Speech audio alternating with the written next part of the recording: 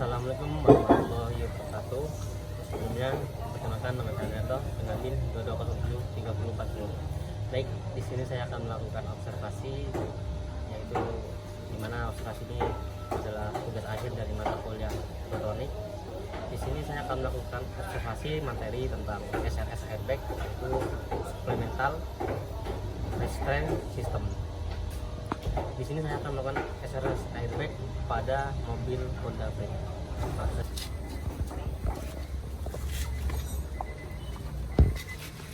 SRS airbag ini adalah sebuah pengamanan tambahan pada sebuah mobil kendaraan roda 4. Nah, fungsi dari sistem airbag ini yaitu untuk melindungi pengemudi dan penumpang dari laka lantas atau kecelakaan lalu lintas yang fatal, yang nantinya di mana airbag ini akan mengembung sehingga kepala pengemudi ataupun penumpang tidak terbentur setir dan dashboard. Letak sistem airbag SRS airbag ini yaitu pada yang pertama ada di pengemudi, terus yang selanjutnya di sampingnya yaitu ada di dashboard sini untuk penumpang sebelah kiri. Cara kerja dari sistem airbag ini yaitu apabila kendaraan mengalami benturan keras atau laka lantas atau kecelakaan lalu lintas, maka sensor di sistem airbag itu akan mendeteksi benturan tersebut. Jika ada terjadi benturan tersebut, maka airbag atau balon airbag ini akan menggelembung secara otomatis sehingga pengemudi tidak terpental dan tidak terkena kepalanya ke setir pengemudi. Adapun pengamanan tambahan pada sebuah kendaraan roda 4 atau mobil yaitu seat belt atau sabuk pengaman, yang dimana letaknya itu di samping kursi, dan cara memakainya yaitu dengan menarik seat belt ini ke penguncinya. Di sini ada penguncinya, tinggal dimasukkan. Nah, beginilah cara memasangnya.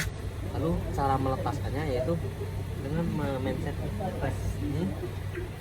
Nah, otomatis seat belt ini akan terlepas, dan seat belt ini terletak pada setiap kursi penumpang maupun pengemudi.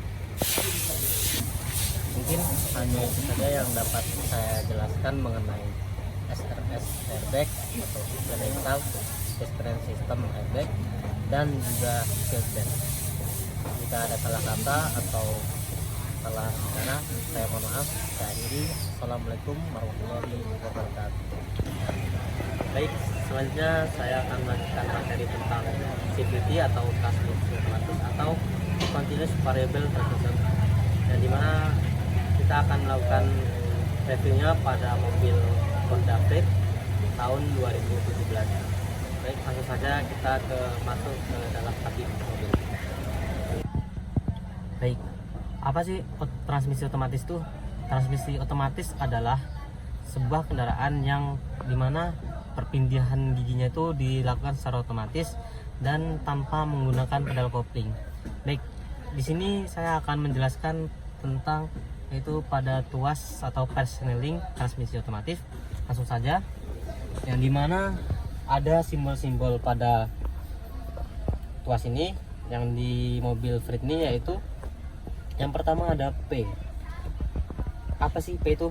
P itu adalah parking, yang dimana sebuah kendaraan tidak dapat bergerak dikarenakan mengunci dari roda-roda supaya tidak bergerak, yang dimana fungsinya itu untuk parkir. Selanjutnya yaitu ada R atau reference. Nah, R ini digunakan untuk pengemudi memundurkan suatu kendaraan ketika parkir, maka hendaklah si pengemudi ini akan melakukan mundur atau keluar dari parkir tersebut. Selanjutnya ada N, yaitu yang dimana netral, yang dimana netral itu atau gaya bebas pada suatu kendaraan, yang dimana bisa bergerak maju dan mundur tergantung pada medan jalan yang dipautinya. Yang kemudian ada D. D ini yaitu karena ini sampai gigi 3, jadi dia sampai D3, yang dimana nanti transmisi ini akan melakukan perpindahan gigi secara manual dari 1, 2, 3 tergantung pada tekanan pedal gas mobil ini. Yang kedua ada D2. Di sini ada tulisan 2 nih, atau yang biasa juga disebut D2. D2 ini perpindahan gigi secara otomatis yang dibatasi dari gigi 1 hanya sampai gigi 2 saja. Biasanya pada kecepatan 40 sampai 60 dan juga jalan agak menanjak sedikit. Nah, kemudian yang terakhir ada gigi 1 atau D1. Nah, di sini D1 ini dia hanya dibatasi sampai gigi 1 saja dan tidak bisa kedua dan ketiga secara otomatis seperti D3 tadi. Dimana D1 ini biasanya digunakan pada saat jalanan yang menanjak yang agak ekstrim, supaya mobil ini kuat untuk menanjak. Nah, bisa kita juga lihat pada dashboard mobil. Di dashboard mobil ada juga simbol-simbolnya, yaitu yang dimana sekarang adalah dalam posisi P atau parking. Terus yang di bawah P ada R atau reference, yang di bawahnya lagi juga ada netral, yang di bawahnya lagi ada D atau drive atau D3, dan yang di bawahnya ada 2 dan D1. Nah, pada transmisi otomatis ini pada mobil Honda Freed yaitu hanya memiliki pedal gas dan pedal rem, yang dimana tidak adanya pedal kopling seperti mobil manual. Biasanya yang kopling itu pedal koplingnya itu di sebelah kiri. Baik, apa sih kelebihan dan kekurangan pada transmisi otomatis ini atau CVT? Yaitu untuk kelebihannya yaitu mempermudah pengemudi tanpa melakukan perpindahan gigi secara manual, sehingga menyebabkan pengemudi ini lebih mudah untuk mengendarai ketika di jalanan macet atau kota padang. Nah, dan kelebihannya juga ke bahan bakar. Bahan bakarnya itu lebih efisien atau lebih hemat daripada yang manual. Dan kekurangan dari transmisi otomatis apa sih? Nah, kekurangannya yaitu yang biasanya itu ketika kita terjadi kerusakan pada transmisi ini, maka biaya perawatan atau pergantiannya itu ya sangat mahal, yang lebih daripada yang manual. Dan kekurangannya juga ketika perjalanan jauh, si pengemudi gampang mengantuk atau tidak fokus lah ya, karena dia secara otomatis gitu. Mungkin hanya itu yang dapat saya sampaikan mengenai CVT atau Continuous Variable Transmission atau transmisi otomatis. Jika ada salah penyampaian, salah kata, saya mohon maaf. Assalamualaikum warahmatullahi wabarakatuh. Baik, selanjutnya saya akan menjelaskan materi tentang alarm, power window, dan door lock pada mobil Honda Freed. Baiklah, di sini kita sudah di dalam kabin mobil Honda Freed, yang dimana pertama yaitu kita membahas power window terlebih dahulu.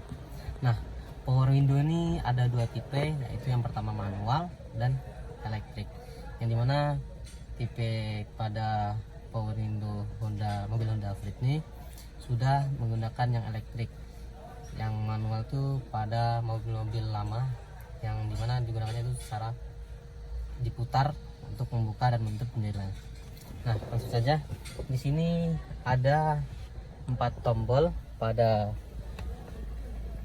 sebelah kanan pengemudi, yang dimana yang pada posisi ini bisa untuk menutup pada kaca mobil si pengemudi, dan sebelahnya lagi untuk menutup kaca mobil penumpang sebelah kiri. Yang di sini untuk menutup kaca pintu mobil yang sebelah kiri belakang, yang sebelah sininya lagi untuk menutup pintu kaca mobil penumpang sebelah kanan pada belakang pengemudi. Nah, fungsi dari power window ini yaitu agar mempermudah pengemudi untuk menutup jendela secara otomatis hanya dengan menekan tuas power window ini. Dan power window ini tuasnya itu terletak pada setiap pintu yang kacanya bisa dibuka dan ditutup. Dan dimana di sini pada mobil Honda Fit terdapat 4 buah tuas yang ada di masing-masing penumpang yang akan memudahkan penumpang dan pengemudi untuk membuka dan menutup jendela. Nah, selanjutnya yaitu cara kerja dari power window, dimana kita harus mengonkan mesin terlebih dahulu atau kunci kontak on. Baru kita dapat membuka dan menutup jendela melalui tuas ini.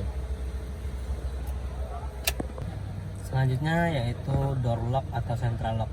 Nah, door lock atau central lock ini fungsinya untuk mengunci mobil dan sehingga pintu mobil ini tidak dapat dibuka, yang dimana tuasnya pada sebelah kanan ini ada di sini. Nah, pada posisi ini maka pintu pada semua mobil ini akan terkunci dan tidak dapat dibuka dari luar. Nah, cara biar bisa dibuka yaitu dengan menekan tuasnya ke sini. Nah, pada saat ini maka pintu dapat dibuka. Nah, fungsi dari door lock ini yaitu sebuah pengamanan agar pintu mobil tidak dapat dibuka oleh sembarang orang ketika kita berada di dalam mobil. Nah, selanjutnya yaitu tentang alarm. Alarm ini merupakan sebuah pengamanan tambahan atau ganda pada semua mobil, yang dimana fungsinya untuk menjaga mobil dari maling. Yang dimana cara kerjanya ketika pintu dibuka secara paksa, maka nanti otomatis alarm ini akan berbunyi atau klaksonnya itu akan berbunyi panjang, sehingga memperingatkan kepada pemilik mobil ini bahwa mobilnya itu dalam bahaya. Nah, ini dapat kita lihat pada remote pada mobil Honda Fit, yaitu yang ini berfungsi untuk mengunci mobil atau mengaktifkan alarm sehingga mobil ketika kita parkir menjadi aman. Nah, yang selanjutnya sebelah ini yaitu membuka atau mem-off-kan alarm tersebut atau membuka pintu mobil juga bisa. Mungkin hanya itu yang dapat saya sampaikan tentang alarm, power window, dan door lock. Jika ada salah kata atau salah pembahasan, saya mohon maaf. Saya akhiri. Assalamualaikum warahmatullahi wabarakatuh. Baik, sesi selanjutnya yaitu wawancara, yaitu mewawancarai pemilik bengkel sekaligus mekanik bengkel ini, yaitu dimana bengkel Arik Service. Nah, pertanyaan ini mengenai tentang sistem SRS airbag, yang kedua tentang CVT atau transmisi otomatis, yang ketiga ada power window, alarm atau door lock. Nah, langsung saja itu kita tanya ke pemiliknya. Yang pertama, nah Bang, jika SRS airbag ini telah digunakan pada mobil, apakah untuk ukuran atau kecelakaan terjadi berikutnya SRS airbag ini akan bekerja atau harus perlu dilakukan pergantian? Kalau itu biasanya terjadi kalau telah terjadi ketabrakan atau kecelakaan, itu tuh biasanya sekali pakai aja. Setelah dia muncul balonnya, itu tidak bisa digunakan lagi SRS airbagnya lagi. Lebih baik itu diganti baru lagi. Yang biasa itu terjadi yang Bang temui. Oke, makasih Bang atas jawabannya. Nah, selanjutnya Bang, mengenai transmisi otomatis atau CVT, apa sih fungsi pada simbol persneling pada simbol S dan C terhadap kendaraan mobil matic Bang? Kalau simbol S itu biasanya untuk istilahnya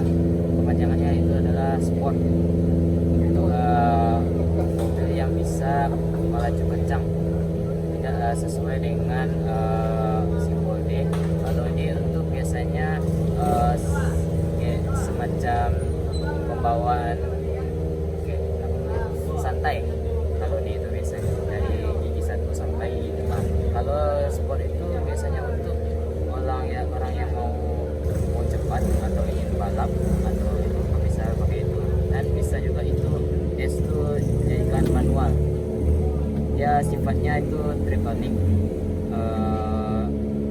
matic ya. Jadi bisa untuk mengganti giginya secara manual. Kalau L itu biasanya untuk pendakian di gigi 1 sampai gigi 2. Kalau itu dimasukkan di pendakian itu cocoknya di L. Kalau untuk D itu agak sulit untuk mendaki. Kadang dia slip bannya, jadi nggak terlalu sesuai dengan tanjakannya, sesuai dengan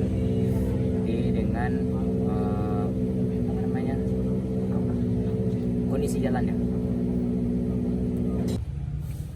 Memang terima kasih atas jawabannya, saya dapat mengerti dan pahami. Nah, pertanyaan selanjutnya bang, yaitu tentang power window. Bang, apa saja kelemahan pada sistem power window ini jika kendaraan mengalami kecelakaan? Itu biasanya kabel-kabel yang putus banyak kalau terjadi kecelakaan. Kalau biasanya kelemahan dari power window itu tidak ada, palingan dia motor power window itu udah mulai kotor isi dalam itu, berasnya udah mulai haus. Nah, itu tuh bisa diganti berasnya aja, dan itu bisa untuk membersihkan motornya aja, atau istilah ada orang tuh servisnya aja motornya. Ya selebihnya yang kayak tombol-tombolnya itu tuh jarang kena. Palingan itu ada unsur-unsur resistor, kapasitornya itu palingan itu kendala yang kerusakannya yang fatal lah dia. Terima kasih bang atas jawabannya yang sudah saya tanyakan tadi.